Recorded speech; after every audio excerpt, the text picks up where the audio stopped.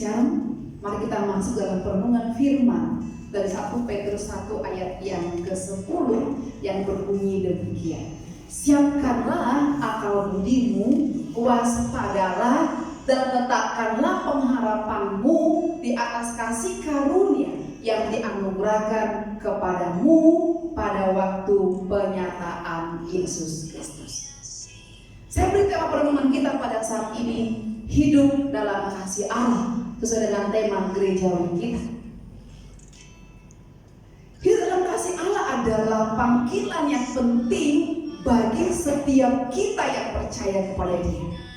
Panggilan ini bersifat seumur hidup, ya, yang tidak bisa kita hindari dalam hidup kita. Sebab itu kalau kita perhatikan hari-hari ini, ya, kita melihat semakin banyak orang yang memalingkan wajahnya, memalingkan hidupnya dari kasih Allah dan mencondongkan hatinya kepada dunia. Maka semakin liar, ya, hidup manusia semakin liar, kebrutalannya bertambah, kejahatannya bertambah, permusuhannya bertambah, dan lain sebagainya. Nah, ini mungkin yang Alkitab sebut dalam Alkitab kita dalam bahasa sederhananya berpaling dari hidup dipimpin oleh roh dan akhirnya dipimpin oleh dagingnya.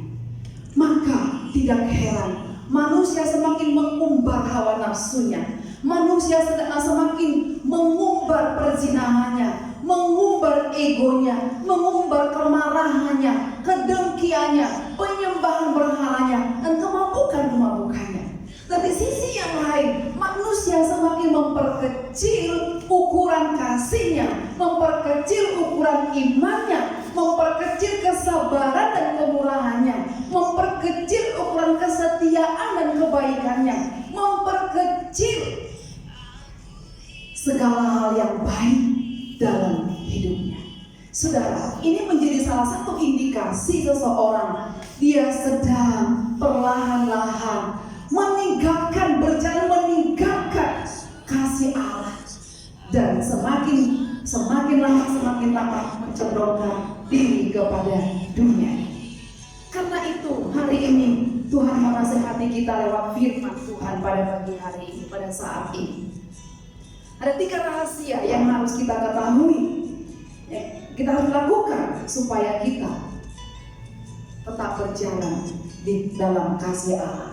Yang pertama, ayat yang ke-13a, siapkanlah akal budimu. Terjemahan lebih dekat kepada bahasa aslinya mengatakan, sabukilah pikiranmu untuk bertindak. Di sini Petrus sedang menggambarkan pikiran saudara dan saya seperti pinggan yang perlu disabukin, yang perlu diikat kencang. Gambaran ini masuk akal karena pada waktu itu semua orang memang berpakaian longgar. Nah, untuk melakukan segala sesuatu, maka kita perlu mengencangkan sabuk di pinggang kita sebagai satu simbol bahwa engkau dan saya siap untuk melakukan pekerjaan yang penting. Karena itu, ketika Petrus berkata, siapkanlah akal budimu, dia menghimbau engkau dan saya untuk menyiapkan pikiran kita supaya dalam kondisi yang siap. Nah, pertanyaannya, siap untuk apa? Siap untuk apa? Yang ada 2 kepentingan dari pikiran kita perlu disiapkan. Yang pertama, siap untuk melakukan tanggung jawab kita sebagai orang beriman. Baik atau tidak baiknya, baik waktunya kita siap memberi pertanggungjawaban sebagai suami Kristen, sebagai istri Kristen, sebagai anak-anak Kristen, muda-mudi Kristen, anak remaja Kristen, dan sebagai pelayan-pelayan Kristen.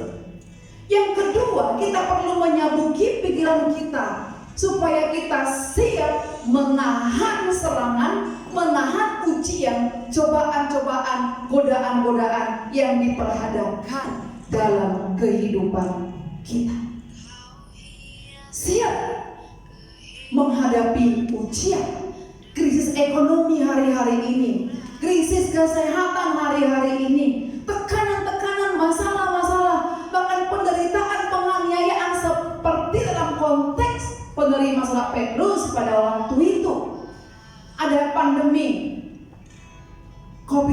pada hari ini yang melanda dunia. Ada cobaan-cobaan intern dan ekstern yang muncul dalam hidup kita. Ada godaan-godaan pornografi, ada godaan-godaan yang lain untuk kita berlari dari kasih Allah. Mari kita siapkan akal budi kita dengan menggunakan buah roh. Lepaskan dan buang segala kedagingan kita. Itu hanya akan menghalangi kita untuk berlari di dalam kasih Allah. Yang kedua, tingkatkan kewaspadaan. Dalam bahasa sederhana yang lebih mendekati terjemahan asli dikatakan, kuasailah dirimu dan tetaplah waspada di dalam roh. Saudara, hari ini kita dianjurkan pemerintah untuk meningkatkan kewaspadaan kita berkaitan dengan kesehatan kita. Maka ada social distancing, maka ada istilah stay at home, maka ada istilah mengisolasi diri. Maka ikuti anjuran itu dengan baik, sebaik-baiknya sebagai warga negara yang baik. Tetapi sebagai warga negara kerajaan Allah yang tinggal di dunia ini, kita juga perlu meningkatkan kewaspadaan roh kita. Itu yang Petrus nasihatkan kepada kita. 1 Petrus dibingkai dalam satu tema, yaitu gereja yang menderita. Mereka menderita bukan karena ada virus corona, tapi mereka menderita karena di luar sana ada pengintai-pengintai, ada tentara-tentara yang disuruh untuk menangkap mereka, untuk membunuh mereka, memenjarakan mereka. Bukan karena mereka jahat, tapi karena mereka dengan konsekuen hidup dalam kesaksian iman yang bisa dipertanggungjawabkan di hadapan Tuhan. Saudara yang dikasihi Tuhan, bayangkan dalam situasi yang mencekam seperti itu kepada penerima surat, Petrus berkata, tingkatkan kewaspadaanmu, kuasailah dirimu, dan tetaplah waspada dalam roh. Dengan kata lain, Petrus mau katakan, jangan sampai penderitaan, persoalan yang kita alami menarik kita, menjauhkan engkau dan saya dari kasih Allah. Jangan biarkan pencobaan-pencobaan, penderitaan-penderitaan, masalah-masalah, godaan-godaan itu menguasai diri kita, dan akhirnya kita terpancing untuk keluar dari kasih Allah. Dan kita mulai memakai cara kita sendiri yang mengadopsi dari cara dunia ini. Kita meninggalkan kasih Allah, lalu hidup di dalam kasih cara dunia. Saudara, firman Tuhan mau katakan bahwa keadaan roh yang sehat, keadaan roh yang waras akan menopang kita untuk bisa menguasai diri, untuk bisa menahan serangan-serangan yang dialamatkan kepada kita. Maka tingkatkan kewaspadaanmu. Jangan tinggalkan ibadah-ibadahmu dengan Tuhan, sekalipun saat ini kita tidak bisa bergereja.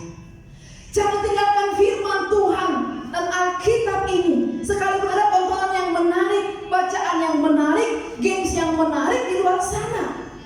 Jangan tinggalkan kasih Allah, walaupun ada kasih-kasih yang lain ditawarkan kepadamu. Ingatlah saudara, jika Daniel tidak meningkatkan kewaspadaannya saat di istana Babel, dia akan hanyut oleh kenikmatan istana itu. Dia akan tinggalkan kasih Allah saat diperhadapkan dengan ujian api dan juga gua singa pada waktu itu.